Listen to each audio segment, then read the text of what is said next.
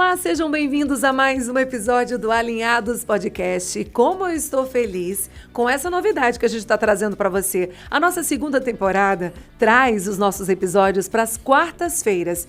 Meio da semana, muito mais tranquilo para você ter tempo de assistir a gente com tranquilidade. Não só os episódios que a gente já tem aqui nos registros do primeiro episódio, mas também dessa segunda temporada que está começando agora. E olha, hoje eu trouxe um convidado muito especial. A gente vai conhecer um pouco da história dele e, claro, conhecer a realidade atual dele, né? Porque ele vem enfrentando aí grandes desafios profissionais. Eu estou muito feliz em receber aqui no Alinhados de hoje Padre Joselito Gomes, prefeito da cidade de Gravatá. Que prazer lhe receber. Aline, o prazer é meu. Não é poder estar aqui participando desse momento que é tão especial. Que bom. Nessa segunda temporada, falar sobre a tua história vai ser um prazer pra gente, porque muitas pessoas conhecem o Joselito, o Padre Joselito, político da atualidade. Muitas pessoas conhecem o Padre Joselito, pároco, né, de Gravatá, mas a gente conhece pouco da história pessoal do Padre Joselito, né, do Joselito. E a gente quer conhecer um pouco sobre isso. Me diga uma coisa, família de quantos irmãos? Bom, nós somos 3 do primeiro casamento. Sim. Né, do meu pai. Depois houve uma separação e tenho mais 2 irmãos por parte de pai e mais 4 por parte de mãe. Então a família é grande. Grande. Totalizando, se eu não estou errado, 8. São 8 irmãos, então. 7 com você, 8. Isso. Tem comunicação com todo mundo? Sim. Tem esse contato. Exato. O senhor é natural da cidade de Bezerros. Bezerros. Como é que foi essa vontade de se tornar padre, Padre Joselito? Já era uma coisa natural ou foi um incentivo da família que era muito católica? Eu quero conhecer um pouco dessa história. Bom, na verdade não houve incentivo.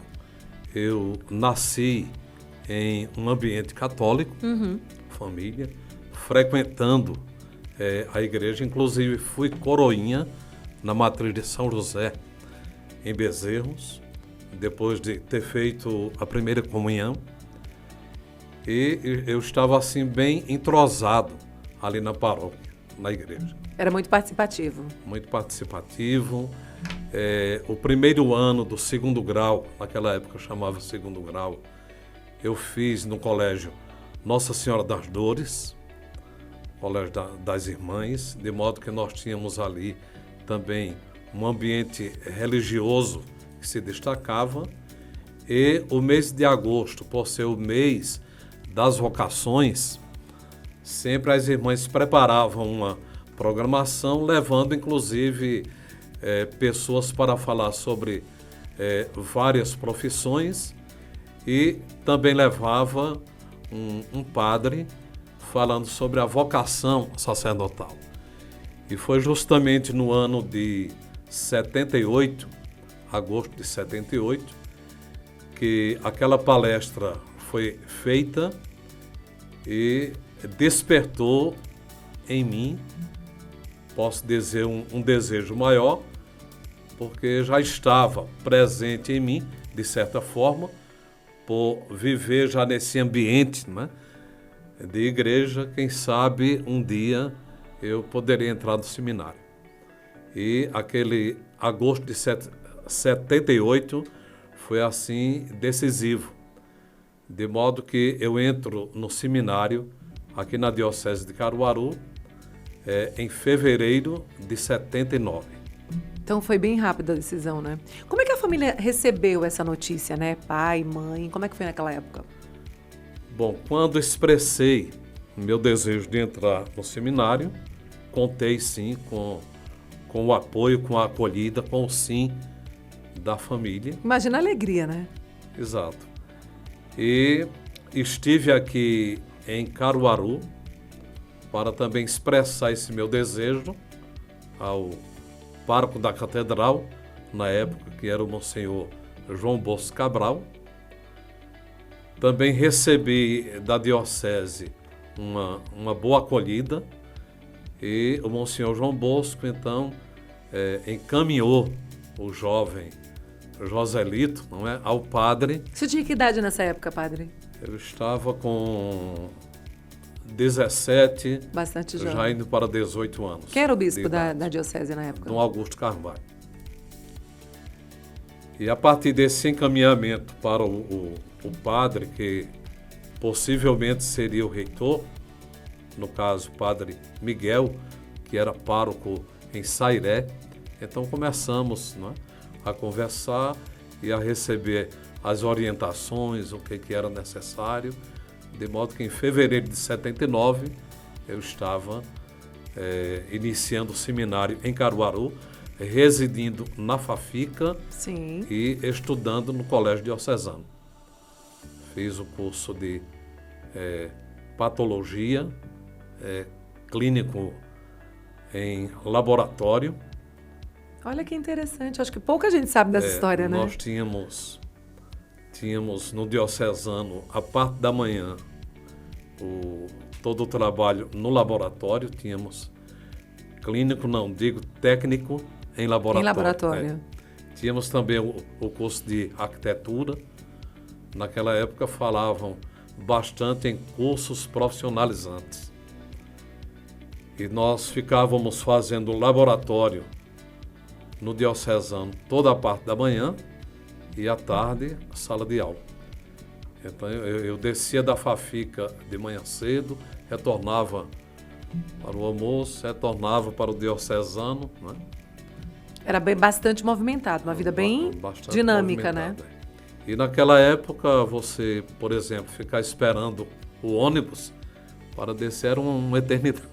Uma eternidade. Acho que ainda é para algumas pessoas, viu? Então nós fazíamos a pé esse trajeto.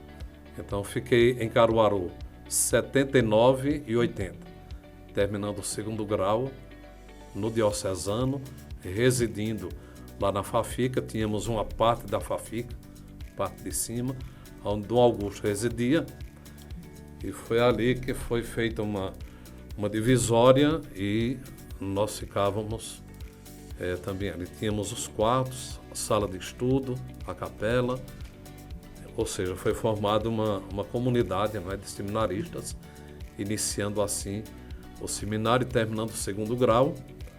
E quando terminei, Dom Augusto falava: eu vou enviar você para Aparecida, São Paulo. São Paulo. A diocese com seminaristas aqui no Recife.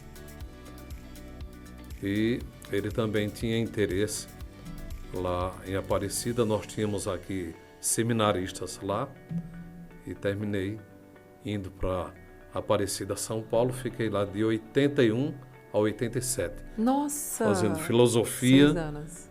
E como é que foi essa experiência, hein? Ia, Teve medo de ir ou enfrentar esse desafio? Foi muito tranquilo, natural? Não, foi tranquilo, não é? Era o que você queria, né? Exato. Então, sempre ia início de fevereiro e retornava aqui à diocese metade de dezembro. Por aí. Imagino que vocês tenham feito grandes amigos nessa época. Sim. Tem contato com esses amigos até hoje? Como é que é essa comunicação? Tenho contato. Logo que fui ordenado e demais padres, nós organizamos assim um encontro anual naquela cidade onde um colega nosso estava, né? Que Isso bacana. Foi no Espírito Santo, em Minas Gerais, em São Paulo, em Goiás, aqui em Pernambuco. Que bacana isso. E fazíamos esses encontros. Esses encontros. Muito importantes. O senhor, assim que o senhor se ordenou, o senhor já veio atuar aqui em Caruaru. Você ganhou uma paróquia em Caruaru. Isso. Eu fui ordenado 12 de dezembro de 87 em Bezerros. Lá na matriz de São José, missa campal, aquela praça lotada. Imagina um filho da terra sendo ordenado padre. No dia seguinte, dia de Santa Luzia, 13 de dezembro, não é, presidi a Eucaristia, que geralmente chama a primeira missa, não é, do padre que foi ordenado. E fiquei em Bezerros, ajudando lá na paróquia, até o dia 31 de dezembro. Dia 1º de janeiro de 88, Dom Augusto Carvalho me colocou aqui na catedral, centro de Caruaru, paróquia Nossa Senhora das Dores. Eu também não esperava um presente desse, né? Padre recém-ordenado. Eu estava com 26 anos de idade, iniciando a missão na sede da diocese. Na principal, a gente considera a principal, né, a sede paróquia da diocese, de Caruaru. Uma grande cidade, não é? Mas iniciei aqui a missão e aqui passei 11 anos lá na catedral. Depois fui transferido para Santana, em Gravatá, que você tive o prazer muito de participar dessas suas homilias e das missas. Passando em Gravatá 14 anos. Muito tempo, né, Padre 14 Joselito? anos, Muito tempo. Quando lá cheguei, o Monsenhor Cremildo, sim, né, ainda estava, mas já bastante cansadinho, debilitado, né? doente. Né? Eu assumi 8 de dezembro de 98, em Gravatá, e ele faleceu no dia 29 de dezembro. De modo que eu fiquei sozinho. Isso. Naquela e cidade. É uma grande paróquia, Gravatá também, né? Paróquia, né? Um município enorme. Naquela época só havia uma paróquia de Santana. Hoje são 3, Santana, Nossa Senhora das Graças São Pedro e São Pedro e São Paulo. Cresceu e bastante. cada paróquia tem seu território paroquial e as comunidades que são Quer dizer, hoje é atendidas. muito mais fácil, né? De você ali ordenar o rebanho. Antigamente, o trabalho era dobrado mesmo para o padre que tinha uma paróquia só, né? E tinha que ter esse cuidado com a comunidade inteira, né? O senhor sempre teve uma característica de ouvir muito e falar pouco. Era uma característica sua, sempre foi? O senhor desenvolveu isso mesmo como padre? Como é que é isso? O senhor sempre foi muito sereno, assim, de ouvir muito. Pelo Sim. menos é isso que a gente vê. É uma característica minha, um jeito de ser meu, não é? Sou mais de observar, de ouvir, porque existe aquela pessoa que o outro, ao abrir a boca, já vai emitindo uma opinião, já vai falando se gostou, se não gostou, se concorda ou não concorda. Não, eu gosto mais de ouvir, até porque quando você ouve mais, você aprende mais e erra menos. Verdade. Não é? E de modo que esse é o meu jeito, não é, de ser. E através do exercício do ministério de presbítero, uma das funções do presbítero na paróquia é justamente aquele momento do ouvir, o momento da confissão, o sacramento, não é, da confissão. Quantas pessoas ao longo desse tempo, não é, foram ouvidas, e além da confissão, você também, em tantos outros momentos, pessoas chegam trazendo alguma situação para um esclarecimento, um aconselhamento, uma orientação. Isso é também assim muito importante para mim enquanto pessoa. Imagino. Saindo de 13 anos na paróquia de Gravatá? 13? 11? 14. E aí, como é que foi essa transição para Santa Cruz? Bom, eu vou para Santa Cruz e lá, claro, uma outra cidade. É começar do zero mesmo, grande, né? Um polo, não é? Um polo de confecções, uma cidade também bastante movimentada. Todo mundo trabalha, não é? Com a confecção. Um povo muito acolhedor, de muita fé. A mesma coisa em Gravatá. Em Gravatá fui muitíssimo bem acolhido pelo Monsenhor Cremildo, toda a comunidade paroquial de Gravatá e uma quantidade enorme de pessoas aqui da paróquia Nossa Senhora das Dores que foram também participar daquele momento. E assim aconteceu em Santa Cruz. Eu iniciei o trabalho lá, muitas pessoas também de Gravatá foram, não é? Comigo, e lá passando praticamente 5 anos na paróquia do Senhor Bom Jesus dos Aflitos e São Miguel. Uma curiosidade, muda a percepção do padre quando está em uma cidade diferente, que você tem que começar a conhecer essa comunidade, né? Os comportamentos, a maneira como a comunidade acolhe, né, esse pároco. Como é que é para vocês? Assim? Porque eu acho que gera uma apreensão, tanto de quem é da cidade, vai chegar um padre novo, que a gente não sabe, será que a gente vai gostar do jeito que ele fala, da maneira que ele prega? Ou como é que é isso, Padre Joselito? Bom, para mim, eu sempre gostei de agir da seguinte forma. Ao chegar, como foi o caso aqui de Caruaru, em seguida Gravatá, depois Santa Cruz, é importante você conhecer onde você está. Uhum. Né? Então você chega, você assume aquela missão que foi confiada pelo bispo, você vai conhecendo as pessoas, como é o jeito, não é, das pessoas aqui, sim, o que já existe na paróquia funcionando. Então isso aqui está dando certo, vamos continuar, vamos fortalecer, vamos ampliar esse trabalho. Outras coisas que ainda não foram realizadas, colocadas em prática, então com o tempo, não é, vamos dando alguns passos. E o importante também, o padre na paróquia, ele não trabalha sozinho, ele não fica agindo de forma isolada. Temos os conselhos, conselho administrativo, conselho econômico, conselho pastoral, de modo que você estará sempre ali, se reunindo, ouvindo pessoas, tomando as decisões necessárias e dando esse trabalho, ou dando prosseguimento a um trabalho, a uma missão, a um pastoreio que já existia. Claro, cada padre que está em uma paróquia tem também o seu jeito de ser, sim, o seu jeito de fazer, seu temperamento, enfim. Antes de ser padre, médico ou qualquer outra coisa, você é pessoa. É verdade. É pessoa e traz a sua história desde o ventre materno até agora. Um é mais apressado, ou é mais comunicativo, mais alegre, outro é mais introspectivo, lento, né? Não é? Mas, e daí por diante. Quem não enfim, lembra de Padre Cremildo, assim, naquelas missas dele, quando às vezes a mãe levava a criança, que a criança estava chorando, e ele gritava, cala a boca, menino!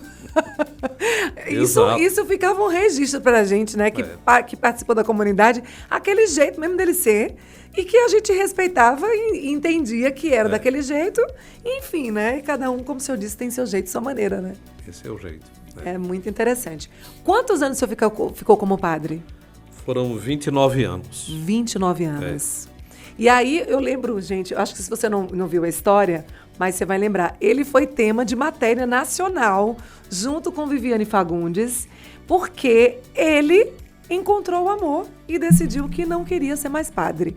Conte como aconteceu essa história, porque eu acho que é uma curiosidade que todo mundo tem. A gente, inclusive, convidou a Viviane, mas, assim, são tantos afazeres e compromissos, gente, que ela tem em Gravatá. Hoje ela assumiu a pasta da Secretaria de Obras, que é muito desafiadora. A gente vai trazer ela aqui, viu? Sozinha, sem o senhor, pra gente falar sobre esse empoderamento feminino, né, também na política, porque ela é muito participativa e é muito ativa na sua vida como um todo. Mas eu queria que o senhor falasse sobre essa história. O padre que deixou a batina por amor. E aí, Padre Joselito? Isso. Então, o Maurício Kubrusli, né? Sim. E sua equipe do Fantástico, então ele passou 4 dias em Gravatá fazendo essa reportagem que em um domingo aí, foi o maior sucesso. 4 minutos, não é? Isso. Passou no Fantástico e foi muito interessante, porque quando assumi a paróquia de Santana, então, isso foi em 98, fui para ajudar o Monsenhor Cremildo, como vigário paroquial. Depois o Monsenhor faleceu, eu fiquei sozinho. Então, no início de 99, eu estava lá na Matriz, fazendo o atendimento, e chega uma jovem, que se chama Viviane Fagundes, pedindo uma carta de apresentação para ingressar nas Salesianas em Fortaleza. E Claro, eu não a conhecia e para que eu possa dar uma carta de apresentação, quem é você? O que é que você faz? Sim. Não é? De onde veio e para onde vai? E começamos a conversar bastante. Eu ouvindo a história dela, que ela já tinha uma participação na paróquia, no coral da paróquia de Santana, tinha uma participação com um trabalho social na ODIP, não é? A obra de defesa da infância pobre em Gravatá, você conhece muito bem. Sim, muito bem. É uma obra social da paróquia de Santana, mas com a ajuda das irmãs dirigida, salesianas, né? Não é? Pelas irmãs salesianas. Bom, e depois de ouvir todo aquele relato e pessoas que conheciam Viviane, ela gravataense, muito conhecida, então preparei aquela carta e aquela jovem partiu. Quer dizer, ela queria ser freira, se tornar freira. Já vinha com essa intenção, esse desejo. E daí ela partiu para Fortaleza e depois de 3 anos, não é? Até tínhamos assim algum contato por escrito ou por telefone. Então, Porque naquela época não tinha WhatsApp. Né? Aquela jovem vocacionada, não é? Aqui está. Depois de 3 anos, daí eu fiquei sabendo por um amigo nosso que ela estava de volta a Gravatá. E o que acontece? Eu estava precisando de um secretário e uma secretária para a secretaria paroquial. Uhum. Orlando, que era o secretário, faleceu. Não é? Então eu pedi para perguntar a ela se ela estava à procura de um trabalho, se ela aceitaria ficar na secretaria paroquial. E ela respondeu que sim, então iniciou o trabalho na secretaria paroquial, na Matriz de Santana, em Gravatá. Toda a parte assim burocrática, não é? Da paróquia administrativa. Depois eu fiquei sabendo que Viviane cantava. Eu, aqui em Caruaru, já bastante conhecido com as chamadas serestas do Padre José O Lito, né? sucesso, né? Aquelas serestas. Na BB, lá no comércio, no Bal Clube, Intermunicipal, né? Até no Paládio, uma vez fizemos um grande show, reunindo aqui 7 comunidades. Cada comunidade estava precisando fazer algo, um telhado, outra coisa. Então reunimos e toda a renda foi dividida para cada um. E sempre as paróquias chamavam, né? Caruaru, e São Caetano, Cachoeirinha, sempre eu ia cantar. E ao ficar sabendo, eu então convidei Viviane, eu tinha um show aqui na ABB, não é? Eu disse, olha, você canta, então ela falou que já havia sido vocalista, né? Na banda lá em Gravatá, e de fato ela canta muito bem, viu, gente? Muito bem. Muito bem mesmo. E eu a convidei, então convido você para participar comigo na ABB em Caruaru. E ela topou? Topou. Veio, cantei, ela fez a participação dela. E daí a gente começou a conversar mais, não é? Tem uma aproximação maior, né? Isso, E foi por aí que num dado momento, não é? Ela disse que naquele dia que veio atrás da carta, não é? E estávamos conversando, algo mexeu assim, com ela. Ela não falou. Não falou nada, tá vendo? Sim, lógico, né? Ela tinha um respeito ali, obviamente. E da mesma forma, eu disse também para ela, de fato, eu achei interessante o modo, não é, como você se colocou, você mesmo, sua personalidade, não é? Tudo isso também chamou atenção. A minha atenção. Bom, só foi o que deu. Aí eu disse, eu estava tão quietinho. Eu estava tão quieto no meu canto. Ela disse, mas não fui eu. Foi ela. Enfim, o que nós sempre falamos é o seguinte, houve aquele momento sem um dizer nada ao outro, não é verdade? Guardaram por um bom tempo. Algo nasceu ali, chamou a atenção, não é? E ela vem como funcionária lá na paróquia, ok? Vamos seguindo normalmente e depois esse conhecimento vai se aproximando, né? E aí aflorou mesmo, né? Isso. Vocês entenderam, peraí, tem alguma coisa diferente aqui que eu não tô dando conta. Uhum. Que interessante. Então a gente faz esse caminho que não foi nada assim do dia para a noite. Sim. E posso dizer assim que não foi de forma inconsequente e irresponsável, Sim. não é? Até chegar o momento em que eu fiz o meu pedido de dispensa, não é? Renunciando à paróquia, que eu tinha provisão para 6 anos. Recebi o pedido de dispensa. O próprio Dom Dino, que era o bispo na época, levou, trouxe. E, assim sendo, estava livre para contrair matrimônio, inclusive recebendo o sacramento do matrimônio, que aconteceu no Colégio Salesianas, em Gravatá. Que coisa linda.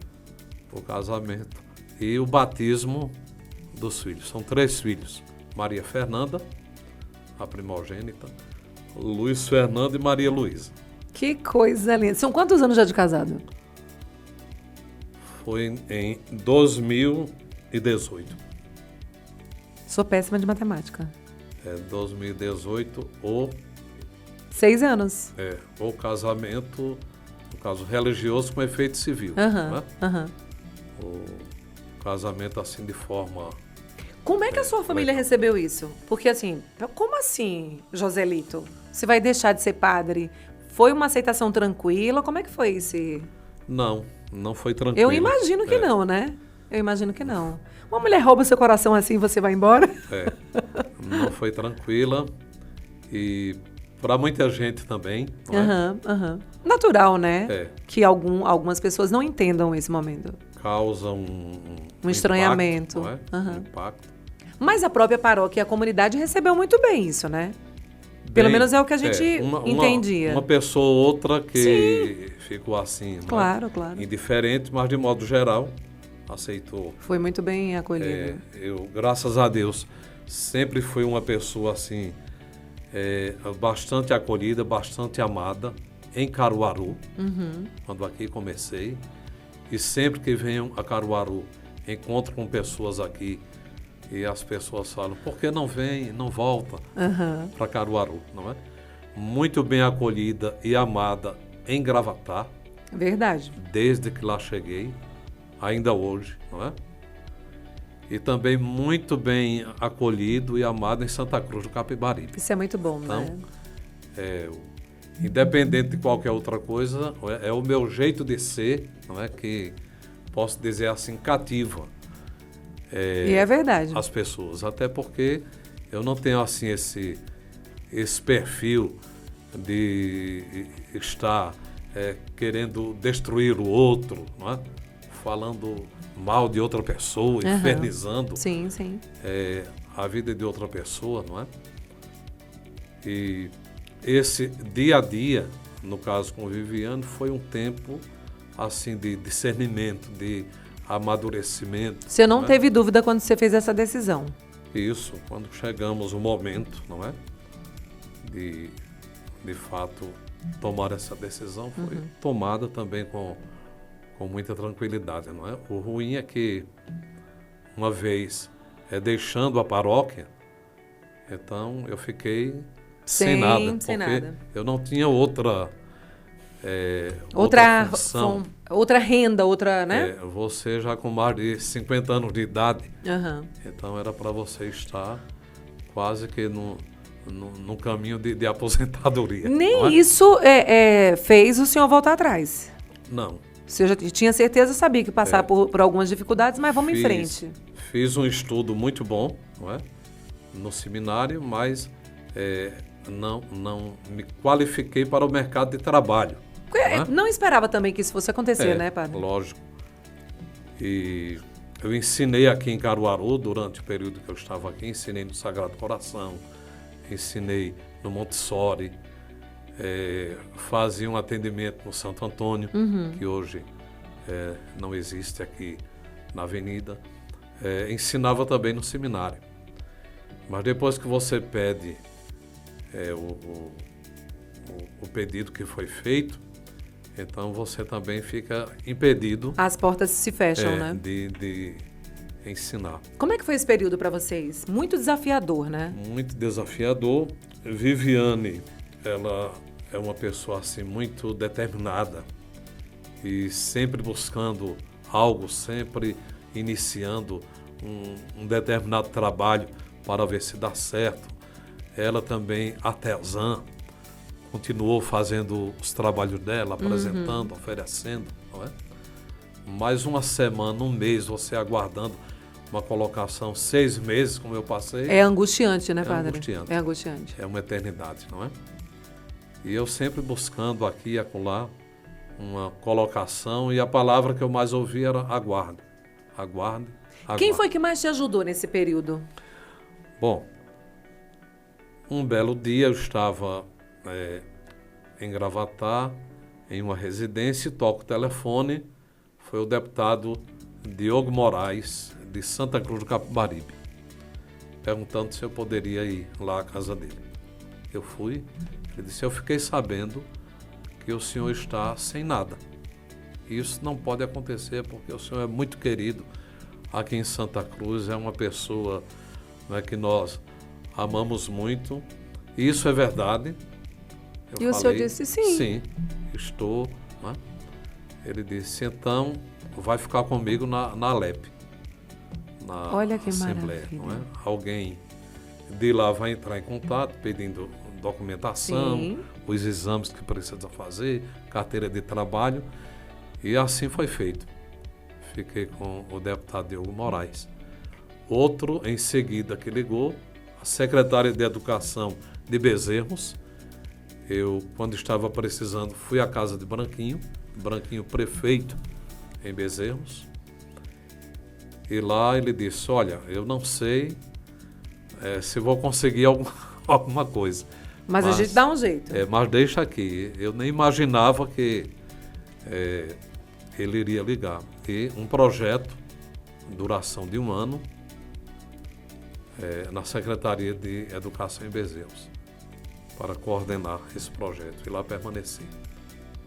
Bom, então, essas duas pessoas, não é, foram as duas mãos Que acolheram. estendidas para Isso me é retirar maravilhoso.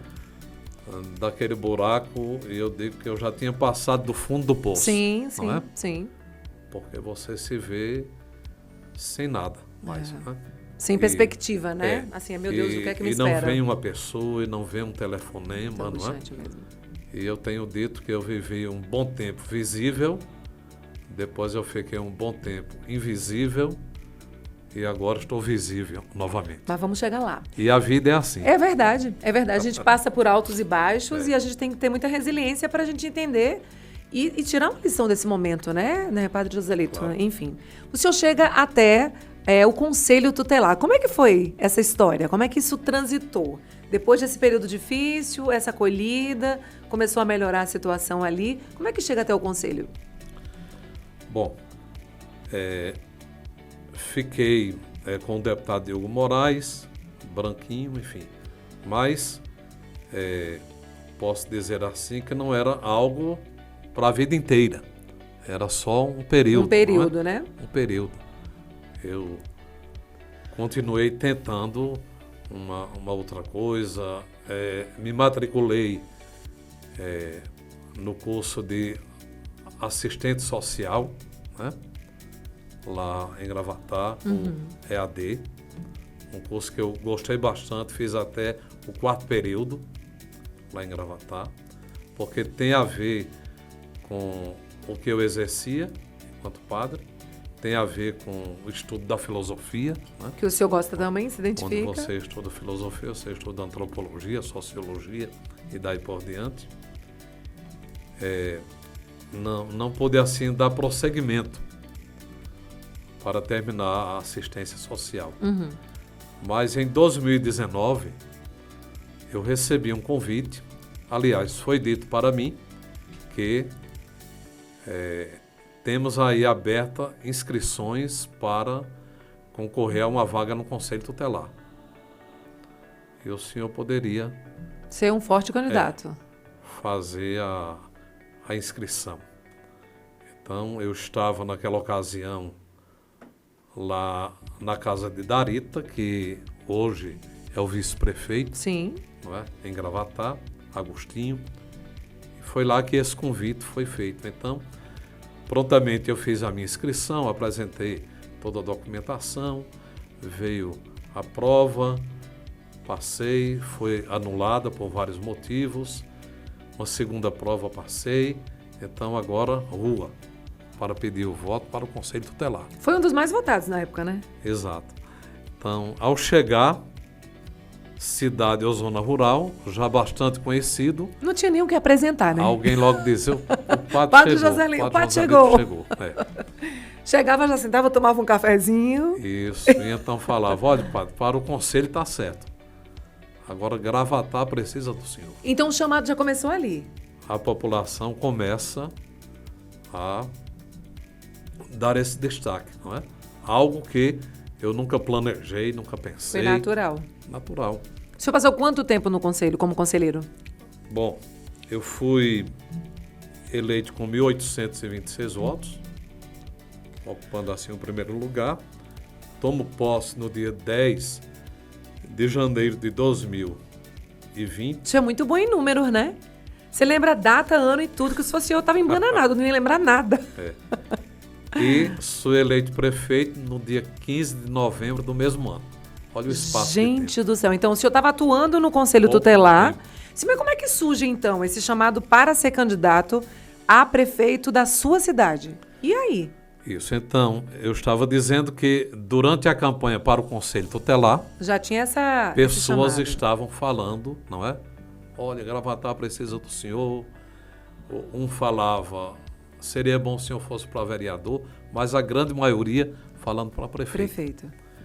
Bom, eu assumo o conselho e ficou na cidade, no município, O toda burburinho. aquela movimentação. O padre, inclusive, tentaram retirar o nome padre para o conselho tutelar. Eu lembro disso. E a justiça negou, dizendo não, primeiro porque ele é, segundo porque assim é conhecido. Sim. Então ficou Padre Joselito, eu escolhi o número 20 para o conselho e eu fiz a campanha falando o seguinte, 20 ver, 20 visitar, 20 falar, 20 pedir. Pronto. Aí acabou. E depois voltei para dizer 20 agradecer. Super bem pensado, muito bem. E como é que o senhor recebeu esse convite aí? Bom, o que é que eu sentia na população? A população estava em Gravatá decidida a mudar. Isso era uma realidade mesmo de quem Agora, era da cidade. Com quem? Vários nomes estavam circulando lá, não é? Eu já estava filiado ao partido. PSB. Sim. Quando eu fui para o Conselho Tutelar, eu já estava afiliado ao PSB, porque lá atrás, 2017 ou 2016, encontrando com Osano Brito, ele era presidente do PSB em Gravatá, ele perguntou o que é que eu estava fazendo e perguntou se eu não gostaria de me filiar ao PSB, que nunca eu fui filiado a partido nenhum. Uhum. E eu fiquei de pensar. Em casa, conversando com Viviane, eu falei, olha, quando eu estava na pior, Diogo Moraes, que é PSB, e Branquinho, que também é PSB, eles me deram a mão. Nenhum nem outro nunca me pediram filiação, nem tampouco perguntaram, você já votou em mim alguma vez? Né? Então eu disse, olha, eu vou me filiar ao PSB como um gesto de gratidão, de agradecimento aos dois. Olha que não é? bacana. Ou seja, eu não entrei no PSB para ser candidato Com intenção a nada. a nada. Entendi. Foi lá atrás. Né? Uhum. Mas aí, quando a população começou a falar, Isso despertou em você uma vontade. eu entendo, mas eu entendo que o partido foi fazendo uma leitura, Sim. porque o candidato natural naquela época do PSB era João Paulo. Não é? Uhum. E muita gente falava para mim, o senhor acha que o PSB vai deixar de dar a legenda A João Paulo, que já tinha uma pretensão empresário política. bem-sucedido, Sim, né? sim. Que tem uma boa condição financeira, para dar ao senhor que não tem nada na vida. Olha, nada na vida, vírgula, eu dizia, né? Uhum. Porque eu tenho minha fé em Deus, eu tenho um nome respeitado, reconhecido, Verdade. que muita gente às vezes ainda precisa fazer o nome, né? E minha riqueza aqui está. Aí apresentei Viviane e meus filhos. A minha família. Então você não pode dizer que eu não tenho nada. Que eu não tenho nada. Não é? Lógico. Mas qual é a certeza que o senhor vai terminar perdendo o conselho tutelar e perdendo a eleição? E eu falava, vê quem é o problema, não é meu? Se fosse seu, eu ia chorar agora. Mas qual a segurança que o senhor tem para ser candidato? Olha, meu amigo, quando aquela senhora segura meu braço, olha para mim e fala, eu estou sentindo aqui que ela está falando a verdade. E aquele senhor, aquela jovem, até mesmo a criança não vota, mas quantas crianças me paravam, me chamavam para dizer, eu estou com o padre. Não é? Mas o eleitor, dizia a pessoa, é traidor. Eu sei, não é? Mas vamos em frente. Bom, foi o que deu, não é? Dia 15 de novembro de 2020, quando as urnas começaram a abrir, o padre foi tomando Mas a sua campanha teve uma característica muito interessante, que eu lembro na época, assim, foi uma mobilização. O senhor falou, Gravatá precisava mudar, né? Ter um novo ar, ter alguém... A população estava decidida. E sedento disso, né? De querer alguém que tivesse todo esse carisma, sabe? Toda essa responsabilidade e que a gente acreditasse naquela pessoa, o município, né? Que pudesse fazer alguma coisa de diferente, pudesse dar à população algo bom, né?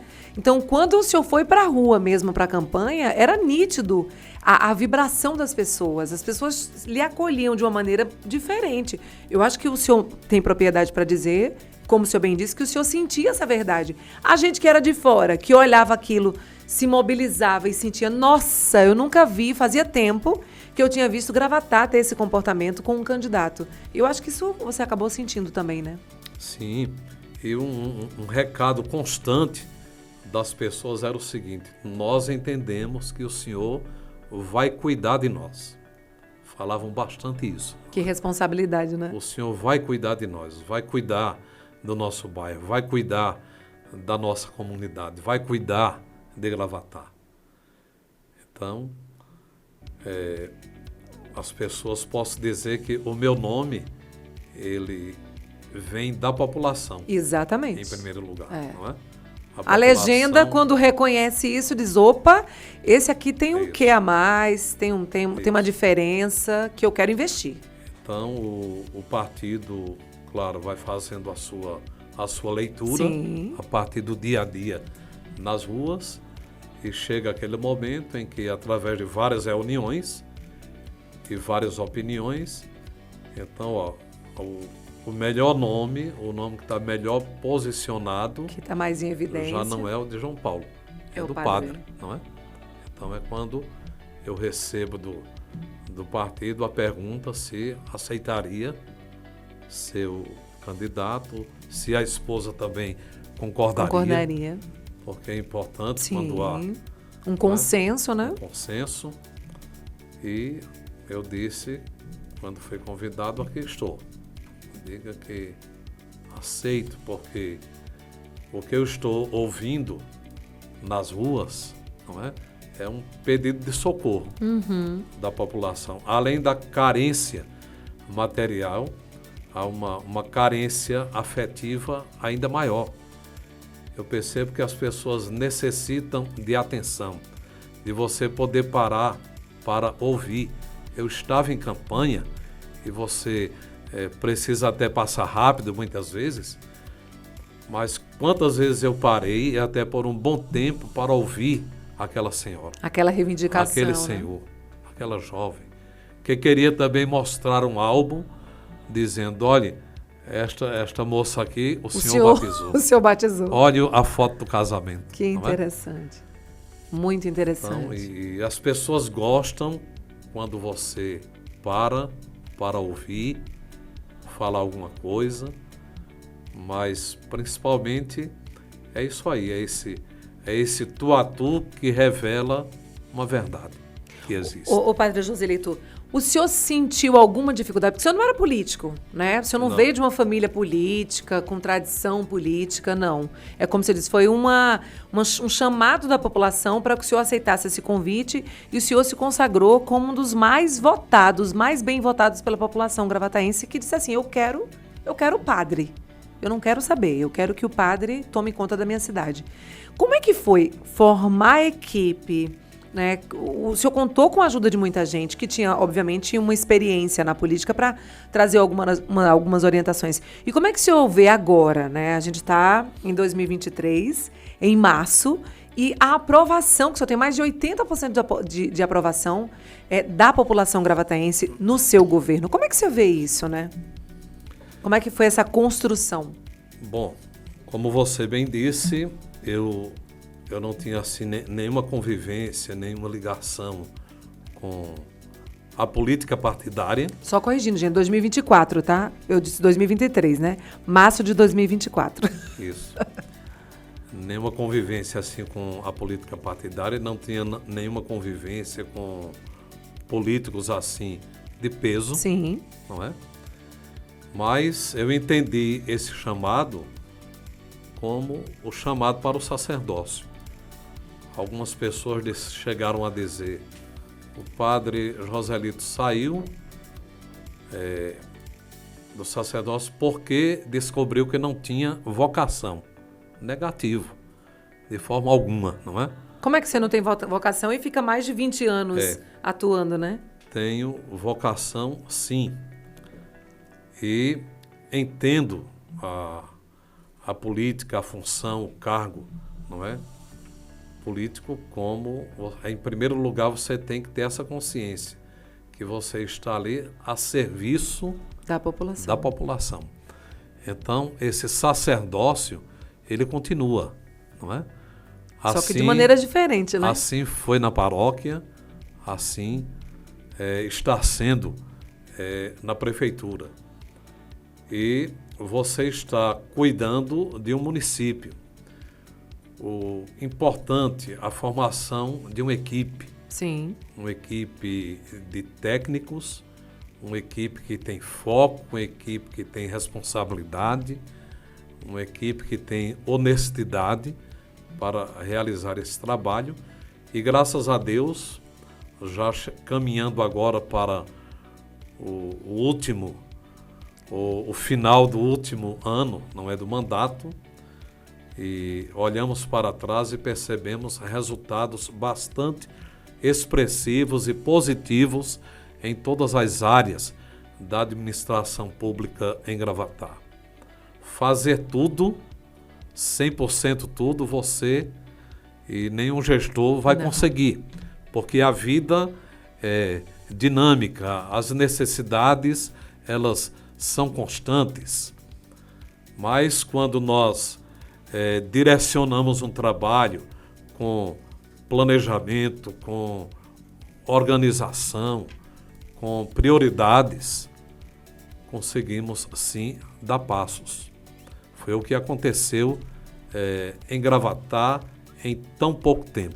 O senhor falou uma coisa muito interessante, porque a gente eu sou cidadã gravataense, gente, eu posso falar com propriedade, porque eu moro lá, eu atuo em Caruaru há 18 anos, mas eu moro em Gravatá, eu digo que ela é minha paixão. Se a gente comemorou 131 anos, eu digo que eu sou apaixonada por Gravatá. E eu, enquanto cidadã gravataense, eu tinha muita vontade que a minha cidade fosse bem cuidada, que a gente tivesse um gestor que pensasse na população, porque a gente vinha de um descuidado, sabe? Incrível ao longo dos anos, com intervenções, com uma bagunça danada.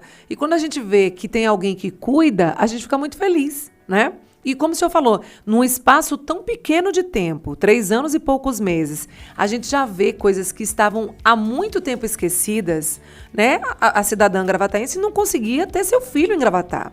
Tinha que sair para ter numa maternidade. Eu tive meus 2 filhos em Caruaru. E não é que eu quisesse, é porque realmente a minha cidade, na época, não oferecia condições para isso. Então, assim, é muito bom, né, a gente ver esse cuidado, né, na saúde, na segurança, nas obras, ver ruas sendo calçadas que há muito tempo eram uma afã assim, da população. Isso é muito bacana, né? O compromisso, né? E ainda temos, infelizmente, realidades bastante complexas no município. Em Gravatá, nós temos bairros inteiros sem drenagem, sem saneamento básico. Saneamento, não é?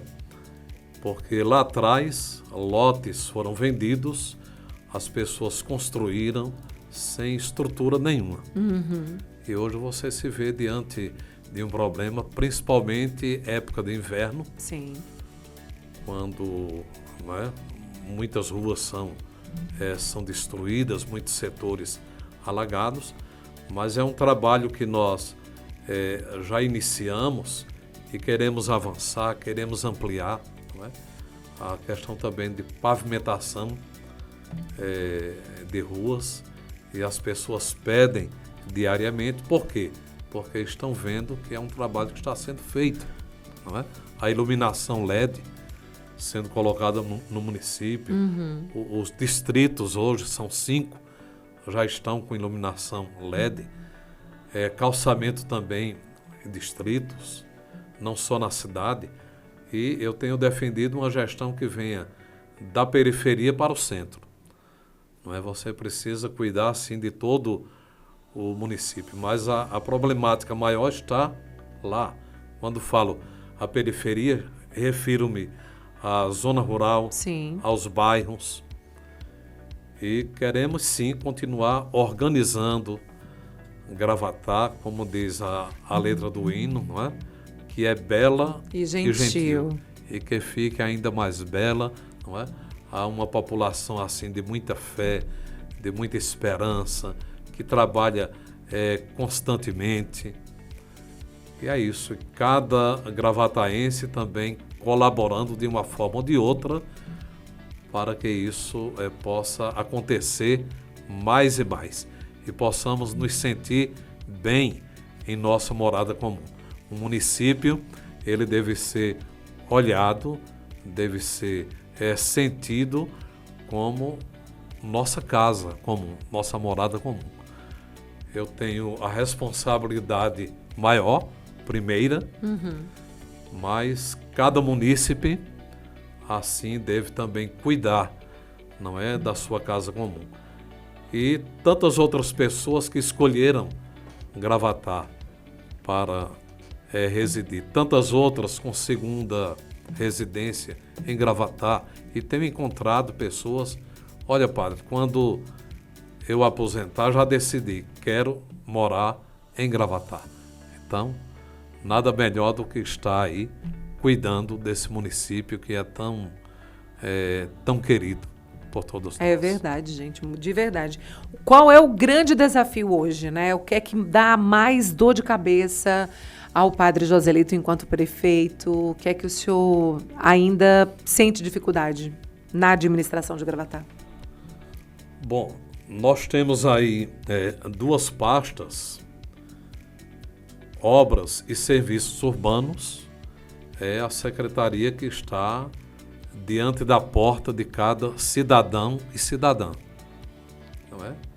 Então você tem uma quantidade enorme de demandas, mas ao mesmo tempo o que você tem enquanto prefeitura não é infinito. Não é infinito. Você também se depara com limites, com o limite financeiro, com o limite de equipamentos, com o limite de pessoal, de modo que você não pode atender tudo ao mesmo tempo.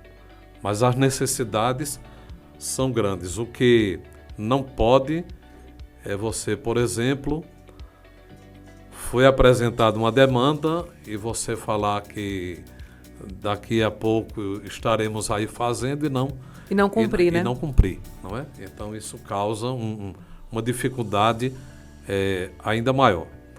Então é uma pasta assim bastante sensível, assim como a saúde. Saúde não para. Saúde é de janeiro a janeiro, de Verdade. feriado a feriado, Verdade. de domingo a domingo, não é?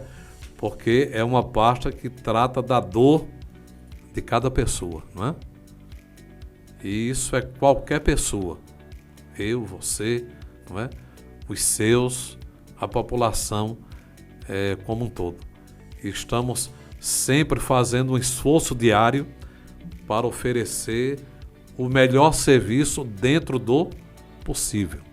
Porque às vezes algumas pessoas pensam que na administração pública tudo funciona no automático. Do dia para a noite. Não é, né? E não é assim. Tem não é? licitação, tem aprovação, tem que Não, pegar não. dinheiro, dar A jeito aqui. burocracia grande. Grande. É. Aí até realmente você colocar em prática o que você deseja, se leva um tempo, né? As pessoas precisam entender isso. Me diga uma coisa, o senhor surpreendeu todo mundo essa semana dizendo que vai sair da legenda do PSB. O senhor confirma que vai ser candidato, mas não nessa legenda. Por quê, Padre Joselito? Bom, então em primeiro lugar dizendo que serei candidato à reeleição, em primeiro lugar porque a população de Gravatá assim vem dando esse retorno. Eu tenho dito que o eleitor, a eleitora acompanha a gestão e assim deve ser, exercendo a cidadania. Por isso, quantas vezes as pessoas falam: parabéns, prefeito, obrigado, continue nesse caminho de trabalho. Estamos vendo que agora o retorno está acontecendo, não é, dos nossos impostos.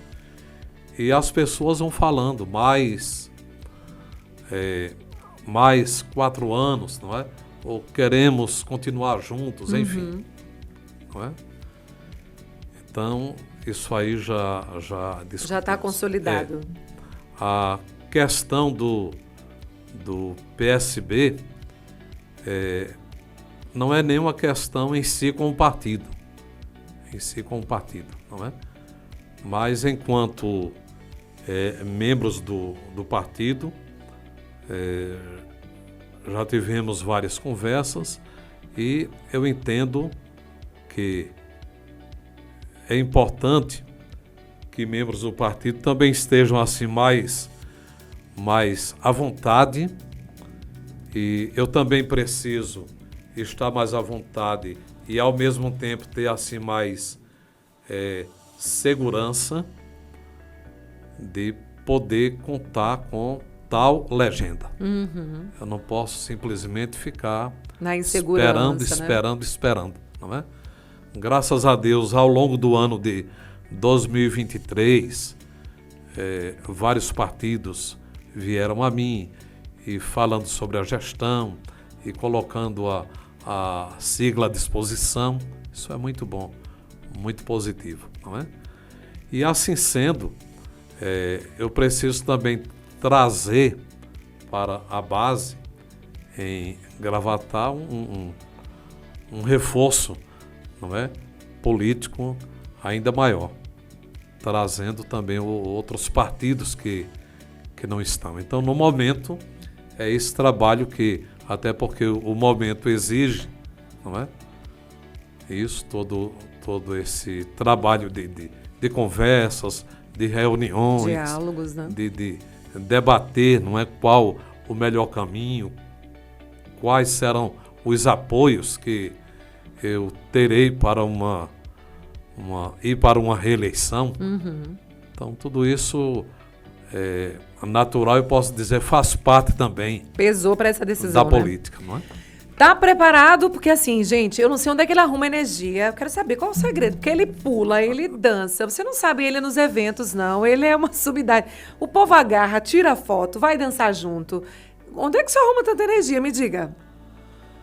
Bom, a energia, ela vem justamente de toda essa motivação, esse reconhecimento que a própria população tem Sim. em relação à minha pessoa, não é? Então, quando eu recebo esse feedback, então eu digo, estou aqui. Vai junto. Vamos juntos, vamos, não é? Fazer acontecer esse momento. Ficaria mais 1 hora a gente conversando aqui, viu? Porque eu sei que assunto a gente tinha, mas estou muito feliz de a gente começar essa segunda temporada do Alinhados, te recebendo aqui. Né? Eu sou muito admiradora e sempre fui do seu trabalho enquanto pároco, né? Dessa coisa do ouvir, de conversar, de gostar desse diálogo.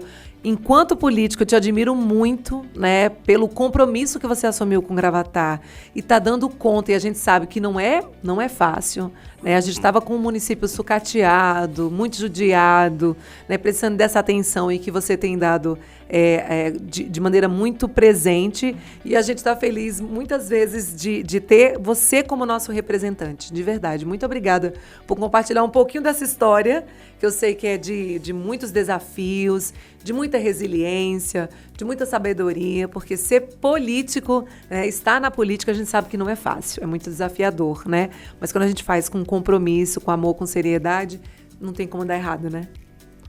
Exatamente. E quero aproveitar a oportunidade para dizer também que na Semana da Criança, o ano passado, então eu recebi no Paço Municipal um grupo de crianças lá do Caique, Bairro Novo. Sim. Foram conhecer o Paço, como é que funciona. E depois, lá no gabinete, nós paramos um pouco para conversar, ouvir, responder algumas perguntas, um lanche. E quando eu perguntei, alguém tem alguma pergunta, aquele silêncio, e um fica olhando para o outro, não é? E uma menina então levantou o braço e perguntou: por que o senhor mora sozinho numa casa tão grande? A inocência da criança, né? Segundo, por que foi que eu escolhi ser prefeito? Sim. E a terceira pergunta, foram apenas 3 perguntas, se eu estava gostando de ser, né, ou de estar prefeito. E de imediato eu respondi sim. Eu disse à criança: sim, estou gostando. Não pelo fato de estar prefeito, a questão do poder, né? Mas pela oportunidade que a população, através do voto, Sim. deu a mim para poder fazer algo, não eu sozinho, não é? Toda uma equipe e uma quantidade enorme de pessoas, fazer algo no município de Gravatá que possa transformar, mudar vidas, trazendo mais dignidade às pessoas, mais dignidade, mais respeito. Então, é esse mesmo sendo difícil, não é? Sim, desafiador. E você se depara com situações complexas, etc. Mas, por outro lado, você poder ter a consciência tranquila de que resultados positivos aí estão e transformam mesmo vidas. Muito bem, muito obrigada. Gratidão, viu? O agradecimento é nosso. A gente espera Foi um ter prazer outras poder oportunidades. participar. Seja sempre bem-vindo. Pois é, gente, a gente fica por aqui no Alinhados Podcast. Não esquece, a partir desta semana, no segundo episódio aí da nossa série de entrevistas, nas quartas-feiras, eu te espero aqui, das 7h30 da noite até às 8h30, tá bom? Fica com Deus, paz e bem, tudo de bom pra você. Até quarta-feira. Tchau, tchau.